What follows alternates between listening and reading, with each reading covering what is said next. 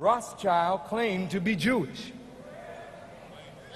Not the nationality of a Jew, but Jew in terms of belief in God and a follower of divine revelation. But was Mr. Rothschild a moral man?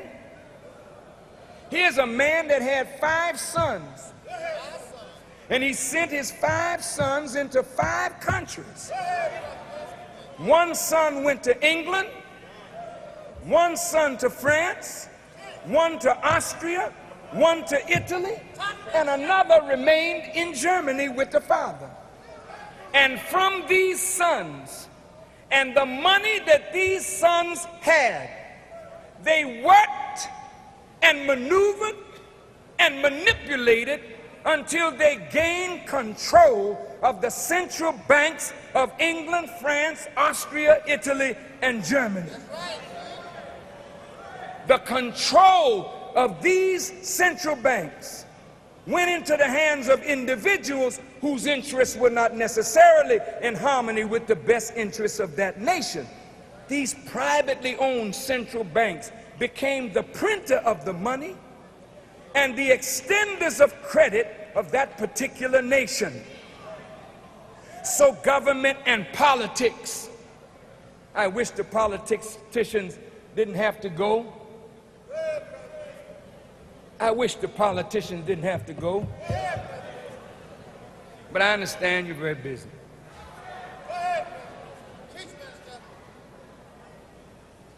Government and politics in Europe was always controlled by the money interests. Wars were fought, and in order to fight a war, governments had to borrow money. They borrowed money from these central banks. The central banks waxed rich because they loaned money and charged interest, then took over when one side prevails against the other. And when governments could not satisfy the indebtedness, then some of the natural wealth of that country flowed to the bankers.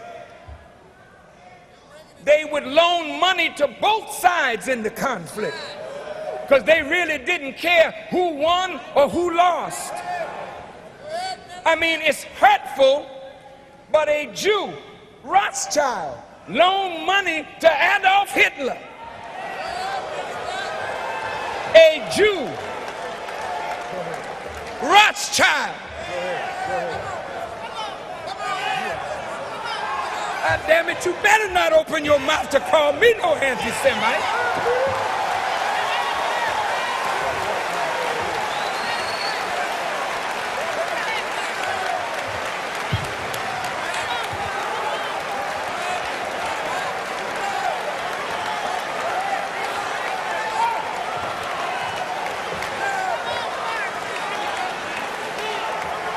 Rothschild and Paul Warburg loaned money to Hitler. Hitler killed little Jews while Rothschild and Warburg stayed in the finest hotels in Europe.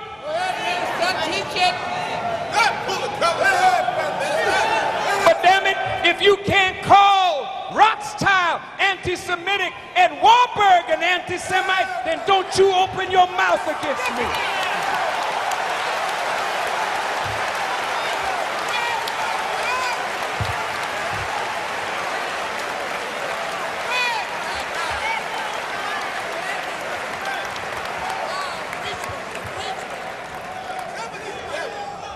In a book titled None Dare Call It Conspiracy by Gary Allen and Larry Abraham on page 45, the question is asked, where do governments get the enormous amounts of money that they need?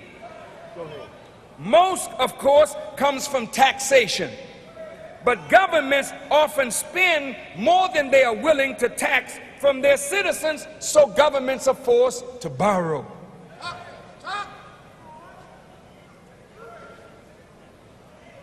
The public is led to believe that the government borrows from the people through savings bonds.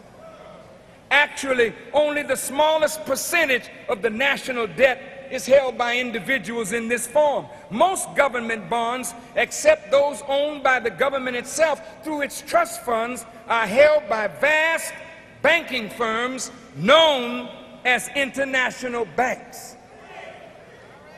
For centuries, there has been big money to be made by international bankers in financing governments and kings. Such operators, however, are faced with certain thorny problems. We know that smaller banks operate to protect themselves by taking collateral. But what kind of collateral can you get from a government or a king? The process through which one collects a debt from a government or a monarch is not a subject taught in the business schools of the universities. And most of us, never having been in the business of financing kings or governments, have not given the problem much thought. But there's a king financing business. And to those who can ensure collection, it is a lucrative business.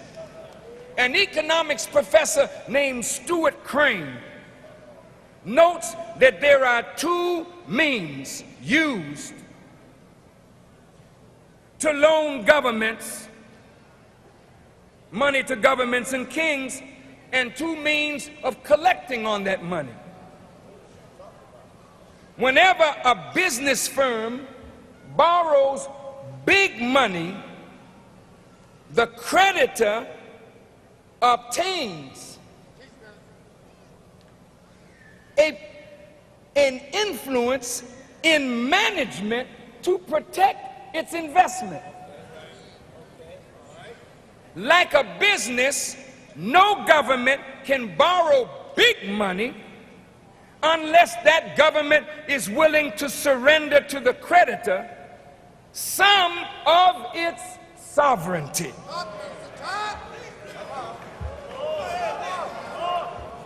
Certainly, international bankers who have loaned hundreds of billions of dollars to governments around the world command considerable influence in the policies of such governments.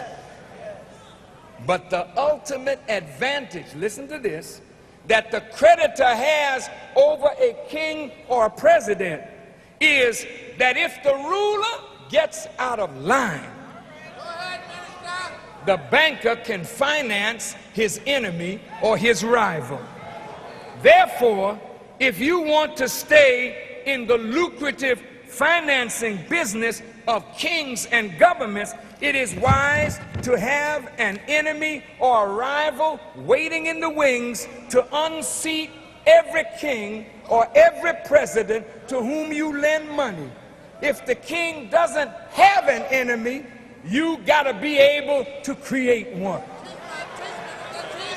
Now I'm going to show you why America is in so much debt.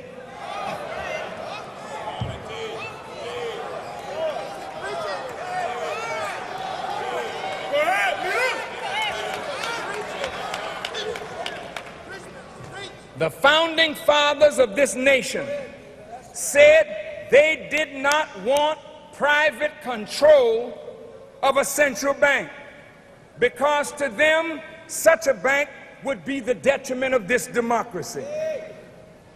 Thomas Jefferson saw a privately owned central bank as worse than an opposing army. Thomas Jefferson wanted to keep America free from those things that led to the destruction of many nations and governments in Europe. And so a privately owned central bank was unthinkable to the founding fathers of this nation, and therefore it was written in the Constitution that only Congress should have the right to print the money and the instruments of credit. The debt of America is so great that greater hardship is now being planned by the government for the masses of the American people in order to make America solvent. Please,